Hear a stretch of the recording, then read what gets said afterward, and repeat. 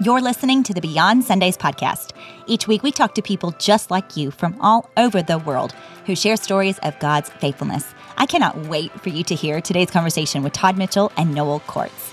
Who are they? Well, they're people just like you who experienced a move of God in their lives so incredible that I asked them to come on the podcast to share their story. As you listen today, I want you to be thinking of who you could share this episode with, because I'm believing someone you know needs to be reminded that we serve a God of second chances. I do want you to be aware that this story does involve a topic that could be triggering for some, as Noel is a war veteran and does share some of the struggles, pain, and impact of the war in Iraq. But God, I cannot wait for these men to tell their story, so let's get to it. Well, howdy, guys. I'm so excited to have y'all in the podcast studio today. Today I have Todd Mitchell. Hello, Todd. Hello, Sarah. And I've got with me Noel Courts as well. Hello, Noel. Hi, Sarah. I'm so excited for y'all to be here today. Why don't y'all introduce yourselves just a little bit tell us about who you are, your family, what you do, and how long have you been at Beltway? Todd, why don't you go first? Okay. My name is Todd Mitchell. I have attended Beltway since 1998. Started about August of 1998. Began playing the drums here almost immediately, and have been doing that ever since. I've been playing the drums at Beltway for almost 25 years. Wow. And I have, my wife works at the Grace Museum downtown, and I have 3 kids. They are 15, 13, and 11. And I own a cabling company here in town. I do voice and data cabling and AV and that kind of thing, and have been doing that since about 2001. And so that's kind of me professionally and personally.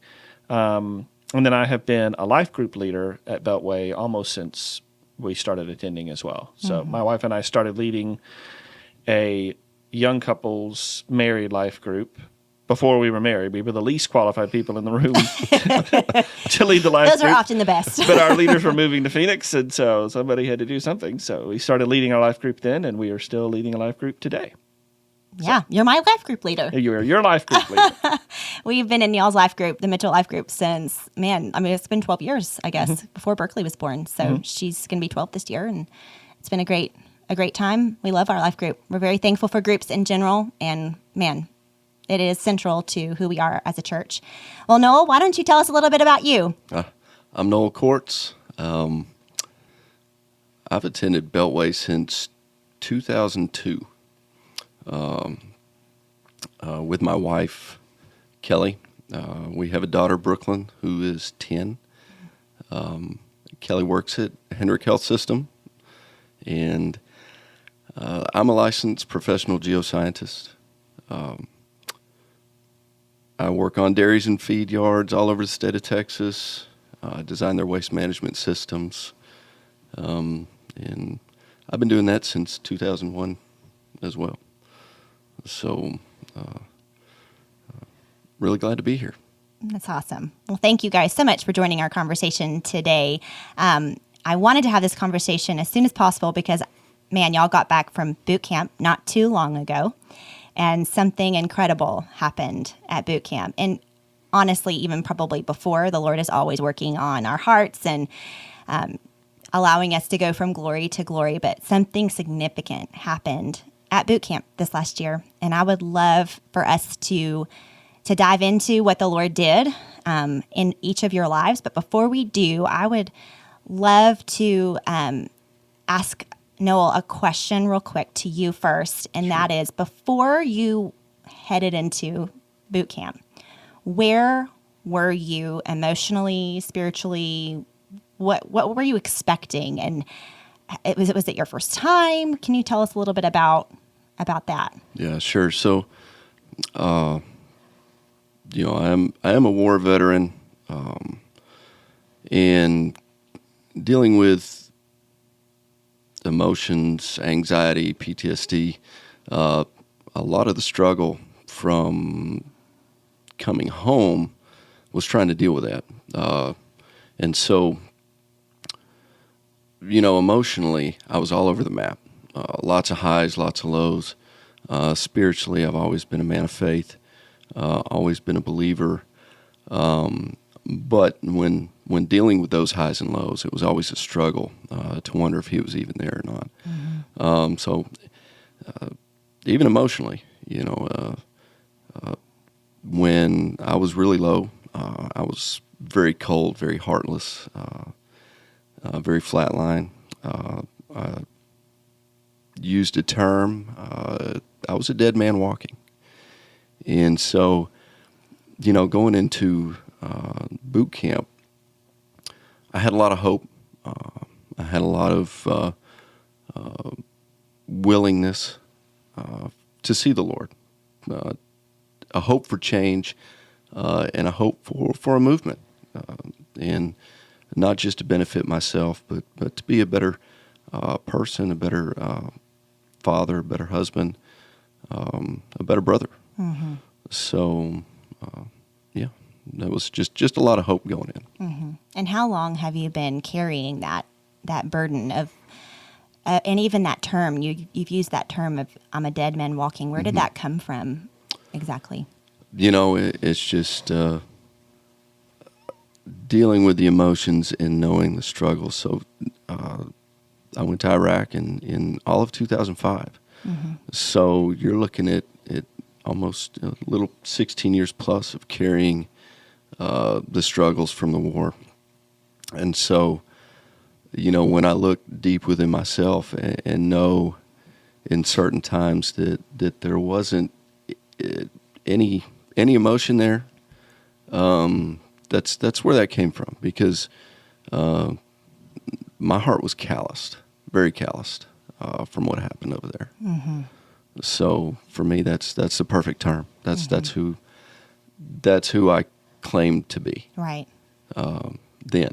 Mm-hmm. So. Well, I remember you sharing, because y'all also recently joined our life group, which I'm super excited about. And in life group, I witnessed your wife share just a tad bit, as well as you sharing your testimony of what happened at boot camp. And we're going to dive into that here in just a moment. But she played a really significant role in praying for you and being by your side. You called her, I think, your greatest teammate or something along those lines. And what role did she play in encouraging you to get to the point where you've said yes to boot camp for this year? So, since its inception, every year, it would come up and we'd talk about boot camp, and it would go away. And then this year, I'd just hit a real struggle in finding my identity and what was my purpose. I would see everybody else, in making a real impact on the world, and I just like that, and she told me, why don't you just go to boot camp, sign up for boot camp, and every day, did you sign up? Nah, have you signed up? Mm-hmm. Are you going to boot camp? Get in boot camp. Get to boot camp. And so, she has always been by my side. She has always battled for me, prayed for me. In the highs and lows, she was always there to help pick me back up, to help pray for me, to help steady me, to help show me the way. Mm-hmm. And the perfect term that Todd told me when we were at boot camp is, she is your greatest helper. Mm-hmm. Listen to her. Mm-hmm. Let her help you. And so she did. She helped set the steps to get there. Yeah. And so that's incredible. She's a beautiful woman. She is very beautiful. She is a godly woman. Yes. And I'm blessed that the Lord put us together. Mm-hmm. That's amazing. That word, where I told Noel that she was designed to be your helper, was actually it's just a complete circle of things that happened at boot camp. But that was actually Quinn Conley that had told me that the night before. Wow. And Quinn there's a significant part of this story that Quinn's involved in that we'll probably delve into further here in a minute. But, in our fire team group, we were talking about our wives, and Quinn had said to the group that our wives were meant to be our helper. It's a big function of our wife's purpose, and that goes all the way back to creation. And so he had said that, and it was really still kind of fresh on my heart, because so many of us as men, we try to do things on our own and don't allow our wives to help. And it, that negates their purpose in many ways. And so that was really still fresh on my mind, that when Noel and I had our moment of experience that the Lord was going to accomplish what he wanted to accomplish, that was, it was really cool that I love that. Quinn's involvement in that really sparked what happened between you and me. So Yes. Well, Todd, before we dive into what happened between the two of you at boot camp and just the God story there, I want to ask you the same question I asked Noel. Where were you? You've gone to boot camp how many times? I have been to Camp Eagle, I think, 10 times. Okay, so you go a lot. I go a lot. I normally play the drums. Yeah. I've been to the men's retreat since the very first one we ever did. So I've done a lot of these. And what's the benefit? Why do you keep going back? What's drawn you back every time you've gone? Well, for me, so I grew up with two brothers and a dad that we were extremely close. And then there was a group of boys that I grew up with in South Texas. I grew up in Harlingen, and there was a camaraderie among men that I have experienced my whole life. That's always been something that has been essential to me. I came to Hardin Simmons and immediately pledged a fraternity because I know about myself that I am better what you need, when I have men around me. Yeah. And so just being in relationship with other guys is something that is extremely important to me. And so and boot camp was always, a good place to kind of get that fix, and really have men speak and build relationships healthily and build relationship with me. And so, and then, there's just things that once you go to boot camp, there's things that you experience there that you're like, I just got to get back there. And the worship is something that is second to none. Just like 450 guys with their fists in the air, just totally going for it, screaming at the top of their lungs. It is a volume I love it. that you will not hear anywhere else. It's incredible. Oh, I can't imagine. And so that, these kinds of experiences, and plus the fishing's really good. So Of course, the fishing. That's awesome. Well, that's so incredible. I love that. I've never been to boot camp, but man, y'all are making me wish I could. It's great. It is great. Well, let's go into what happened. I'm going to just let y'all tell the story. You can start where you want. What happened at boot camp? What did God do? Well, I want to tell one more piece of backstory because Noel and Kelly are in our life group now. Noel and Kelly have been in our life group before. And so I think a big part of the focus of this talk is second chances. Yes. And so I want to speak to my part of that, at least as it relates to this story. But so the courts were in our life group 11 years ago. Yes. And at that time, it was just we were all still kind of growing in our jobs and our businesses. I had a business that I had recently begun, and there were, it was a lot of busyness and things like that. And so there were some kind of circumstantial things that happened that in the 25 years nearly that I've been leading a life group, what happened with our relationship, our life group's relationship between us and the courts, I have counted as the single biggest failure that I have ever experienced with someone in life group. And so it was just they had their daughter was born, and we all had kids.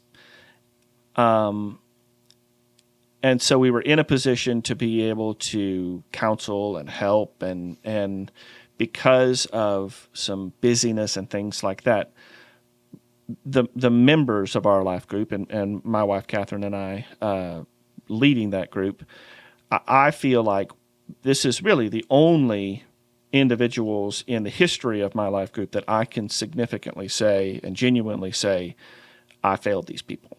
And that's been something that has hurt over the years. And so, and I think Noel, he and I talked about this at boot camp, and Noel said that he was kind of in a place because of what he was experiencing, just being withdrawn.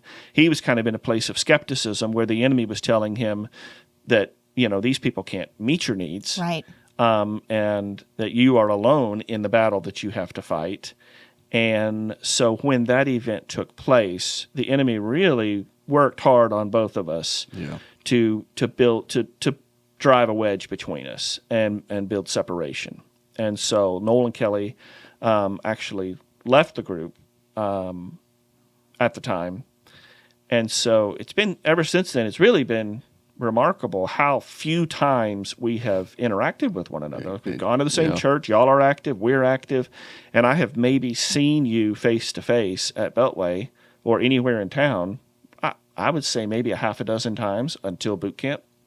And well, even with the weekend before.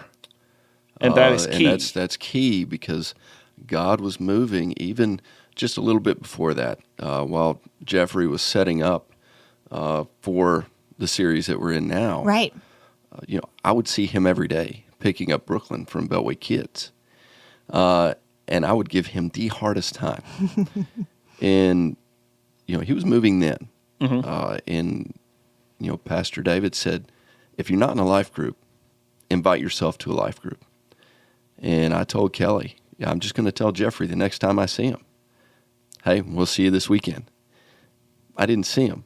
But that weekend we ran in. You walked out the door of the sanctuary, and I was walking in. Yes. Oh, timing! I love it. So, and it was also I lost my mom this summer, and Noel and Kelly have both lost a parent in the meantime since we last interacted with one another. And so he just kind of came up, and it was a moment where we were both excited to see one another. And so he's been out to my parents' place, which is my parents live on a ranch outside of Wichita Falls, and Noel has been out there and is familiar with my parents from back in the earlier days, and so he said, well, how's your mom and dad? And then I had to tell him, I had just lost my mom actually about 2 weeks prior, and so that was still really fresh, and so at that moment, like the Lord started working in Noel's heart and telling him, actually, I think probably at the time it was more the enemy speaking to you, going, "I should have been there." Yeah. And so that was, I think, the Lord rerouted that into a healthy perspective. But so when I told Noel that my mom had passed away, he immediately starts thinking, if we had been in life group, then I would have been there to help him navigate what it feels like to lose a parent. Wow. And so it was a really kind of sweet time for I think for him to start processing that, and then just kind of a cool moment to prepare us for what was coming in the week prior, or the week following, Right. When we actually went to boot camp. So that's the backstory of what happened between us and life group. Wow. So I will tell, I guess, my portion of this. I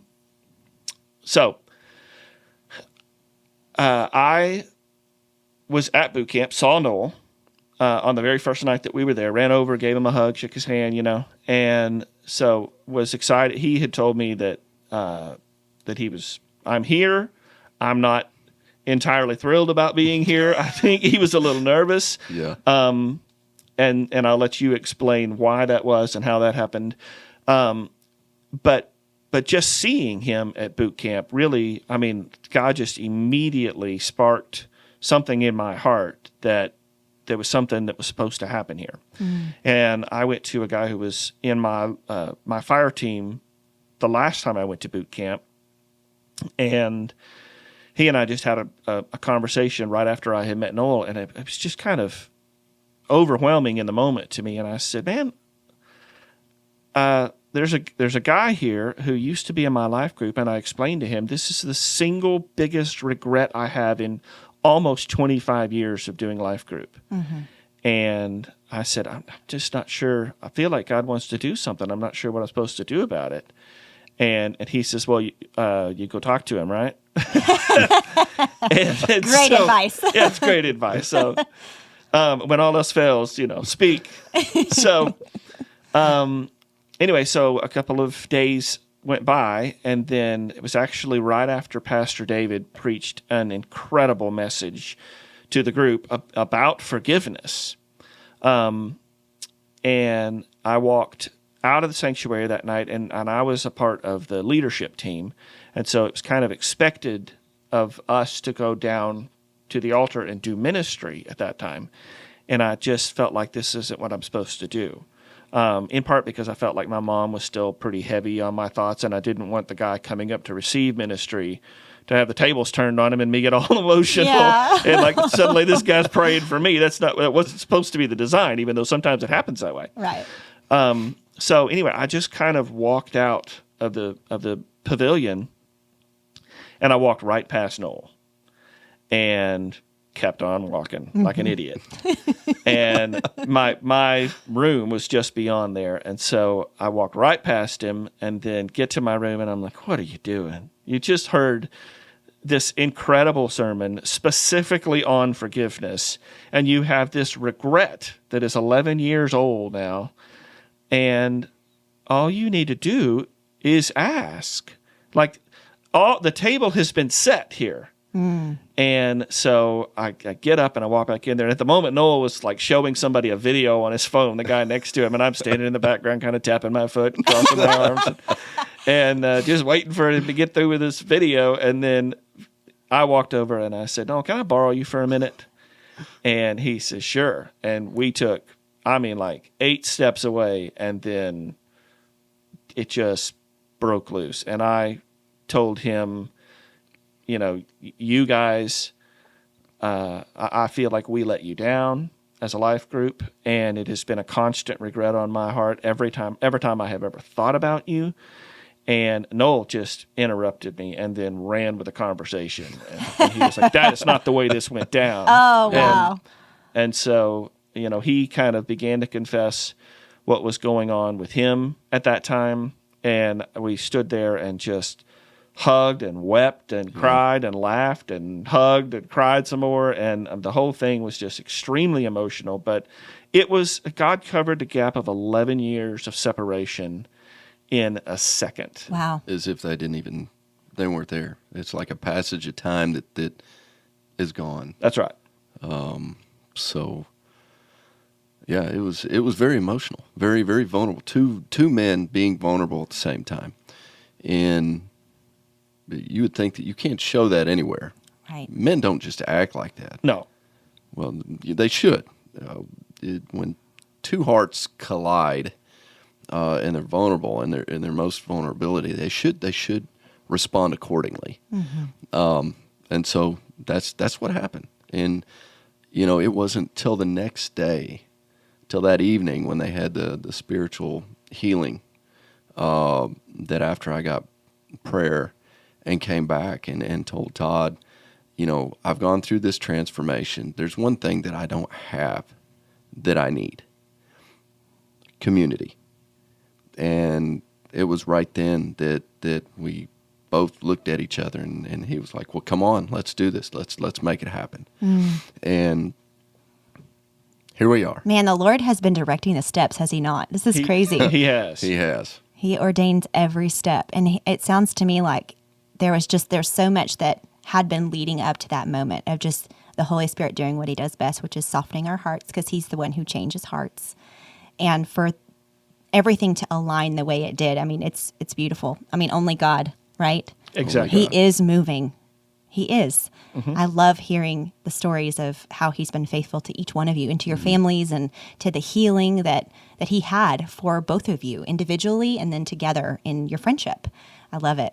Well, Noel, why don't you tell kind of a little bit more about your story and what happened? And so since Iraq, I've constantly struggled with the PTSD, the anxiety, the depression, and and it's always been a constant. When I went to boot camp, you're right. The Lord didn't, he wanted me to go, but the enemy was trying to keep me from getting there. My dog had issues, health issues, and Kelly was like, just go. Well, on the drive there, so coming back from Iraq, I told Kelly that I would never go anywhere overnight. And I hadn't. If I leave my job, I have to travel. So if I have to travel, and I go almost to Louisiana once a month, I'll wake up at 3 o'clock in the morning just to get there, do my job, and get back. So this was a very big step for me. And I called her a lot on my drive there. Or I text her. Now, I didn't drive and text. Siri's a great thing. But she knew. And she was just like, go. Don't worry about us. And so that was a big step. Getting there, meeting the fire team, obviously there's some awkward moments because you're all different personalities. And me being kind of a intro, outro vert, just depends on what personality I have today. I was just really kind of felt awkward because they all had different stories. Well, mine was very different. In Iraq, all of 2005, I had some things happen to me over there. Saw some things that people, only few people see. But my biggest thing was in late March of 2005, I was on a camp retrieving a Humvee from a certain shop, and we had mortar fire. I had no gear on. Didn't have to have gear in this place. But I had a mortar land within feet of me, and I was in a kill radius. It landed. I watched it land. It didn't detonate. Changed my life, not for the better. Since then, I struggled with anxiety, depression, you name it, and I gave into it. The lows were very bad. So in 2019, in a part of the lowest time, I started having thoughts of, life would be better off without me here. So that started the suicidal ideations. And getting there and getting to boot camp and having those issues, I let the enemy in that compartmentalized box for 16 years. And so that part would never let me fully develop as a child of God. Never knew my purpose, never knew my identity. They were in those things right there. So Saturday we had time to do some activities. I did go and I went skeet shooting with one of my fire team guys. And in the middle of it, I said, man, I got to go get prayer. I feel the Lord leading me to go get prayer. And I went to the prayer tent, and that's when I met Coach Quinn. And so Coach Quinn asked me what I needed prayer for, and I gave him some of the direction, and I did use the quote, "The dead man walking," because that's how I continue to feel. And so Coach Quinn spoke life into me. He led me back to that place. He took me exactly back to the place that I saw destruction, chaos. Everything was brown, red, orange. That's how it appeared in my mind. And that's where I felt the Lord left me. I felt that the Lord wasn't there when that happened. Why would the Lord put me in this situation?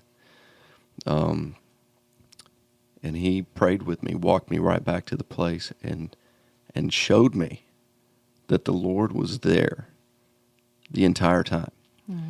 And in that prayer, my view of what would be destruction and chaos turned completely brilliant white.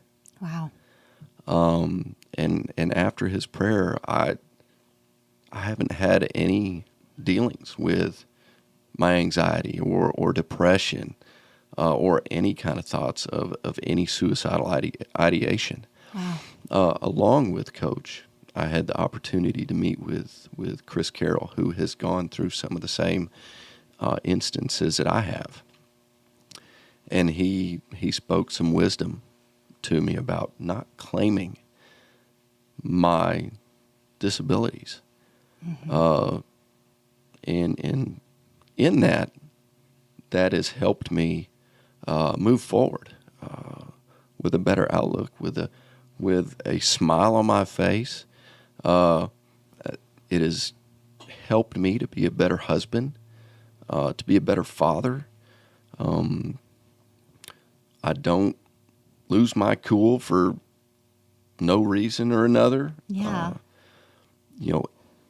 Even whenever Coach was done praying, he could see the Lord change in me. Wow. And, the whole time I tried to look for Coach, and I could never find him to thank him until Sunday morning. We all grouped up for coffee, and he saw me. We met each other and hugged each other. And then even after this, I had lunch with Zach Vassar, and we were talking about boot camp, and Coach Quinn sat at a table right next to us. Wow. I mean, and it's just, I have a lot of people to thank, but the Lord was the one putting all this into motion Yeah. It's good. weeks before, It's good. and putting the life group back together. Thank you, Lord, for second chances. Second chances. Absolutely. It's a blessing. It really is. It's changed my life completely. That's incredible. That healing, that story of healing. I mean, sometimes it can happen in a moment, like what you experienced, and sometimes it happens over time. But either way, man, we are totally different when the Lord goes to those places and heals the brokenhearted and heals the areas that maybe we compartmentalized and had off into the corner and whatever it is. But I'm curious, you mentioned earlier about not giving claim to a name that you had basically given yourself after that trauma had happened in Iraq. What was that? Could you go into that name real quick and not giving that name any more authority? Could you Sure. speak into that real quick? Yeah. So, I because of my callous heart, my expressionless moods, I consider myself a dead man walking. Mm-hmm. And it was just that. Sure, I was walking around. I was living on earth, but I wasn't truly living. Mm-hmm. I had a very cold heart. I didn't care if people got mad at me. I didn't care to resolve issues. And in that scenario, in every scenario, I was a flatline human being with no purpose. My identities were in exactly what the enemy wanted them to be in. Mm-hmm. And, it's something that I don't use anymore. Right. Now, I do listen to a song that I sent Todd from Jeremy Camp that is Dead Man Walking. Is that the name of it? Yes. And it speaks to my life. It really does. That is who I am, who I was, who I am now. And I have a lot of people to thank for that, but only one who really set the stones and steps in place. Man, incredible. Well, I'm curious, did he give you a new name? He did, but I'm just kind of confused on it. If you don't want to share, that's okay. No, that's okay. And why I'm confused is the belly of the whale. You know who I'm talking about? Jonah. Yes. Okay. That's the name he gave me Jonah. because he helped him get out of there. Just like he helped me get out of my mind and take it back. So yeah, good. that's everybody comes back with I'm a soldier, or I'm this, or I'm Rocky Balboa, and I've got Jonah. That's awesome. That's incredible. Well, Todd, you got anything to add to that story about what the Lord did and just at the end of boot camp and It was all the just, things? I mean, it was just so incredible. Every time I saw Noel at boot camp after we had our experience, it was crazy because we just kept now we have all this catching up to do. What's your wife doing? What's your dog doing? And I've known Noel's wife since I was in college. I've known your wife longer than you've known your wife. I know it. And so anyway, I mean, we just had, it was like we just couldn't get enough words out.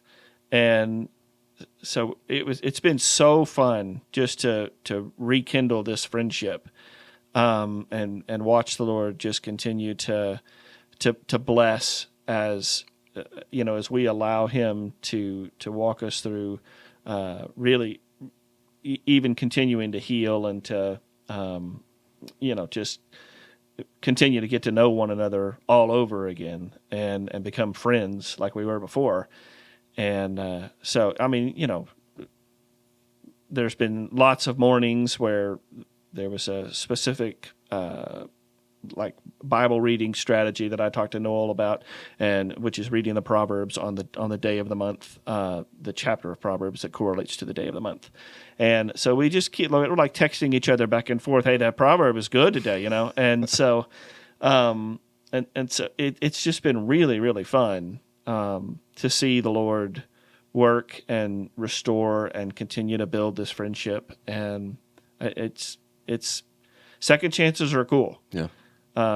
Especially when God's the one that's making it happen. Oh, and we serve the King of second chances, do we not? Indeed. Yes, we do. Well, I looked up what Jonah means in Hebrew. Have you looked at it yet? I have not. Okay. Well, it's obviously traditionally a masculine name, and I just felt like the Lord was saying He has restored all the masculinity within everything that has happened in your life. But also it means peace, peacefulness, because it means a dove, and doves symbolize peace. And so that's your new name, Peacefulness. Nice. I love it. That's better. Thank It is you, better. Lord. That's so good. Yeah. Well, man, if there is anything that you guys would want to reiterate to our listeners today from our conversation, if there's one thing you would hope that they would take home, take to the bank today, that would encourage them, bless them, change their lives, what would you say? Todd, I'll let you go first. I would say that forgiveness is easy. It doesn't have to be hard. And it's really important to speak when God tells you to speak. That's good. And don't just walk on by and hope that this thing takes care of itself, that we have a responsibility to speak to one another. And it was a really key moment for me to turn around and walk back to Noel and say, can I borrow you for a moment? Mm-hmm. Because that was the critical moment where God began His process of restoration. So that's good. Speak. Yeah. That's good. I think once you receive healing and you can go through this process, I think mine above all is to be able to speak life into other people. I won't say that there's not a special case. There is no this, there is no that. It's the Lord. It is God. He can do everything. Mm-hmm. But if I can't go out and use my identity now to speak life into somebody else, a veteran, or somebody else that's dealing with the issues that I was dealing with, and speak life into that person, even if it's just one person, then I'm not doing what I'm supposed to be doing. Mm-hmm. And I think it's also, to be able to speak life, you need to receive life as well. Absolutely. And I know it's hard for a lot of people to open up and really let their hearts be, let the callous be removed. Yeah. To be vulnerable. Yeah. Yes. Mm-hmm.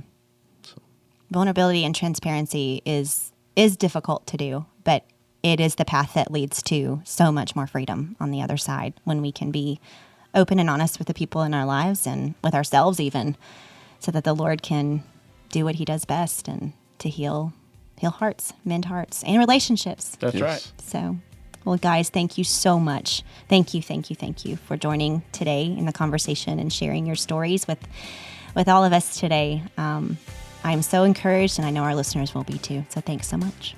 You're Thank welcome. you. Wasn't that incredible? Y'all, I respect these two men so very much, and I am so thankful that we serve a God of second chances. He is our healer, our redeemer. He pursues us, he leads us because he cares, and he is able to use our hardships and even the places we may have felt like we failed to not only build us up, but also testify to his amazing grace in our lives. So yeah, this is a major plug for community, because we know we do life better when we do it together. So if you're not in a life group, invite yourself to one. I'll have more info for you about that in our show notes. Also, I know that if you're listening to this, you're either one, a male, or two, a female. So this is also a huge plug for both men's and women's ministry. Today, you heard a testimony from Men's Boot Camp, an incredible one at that.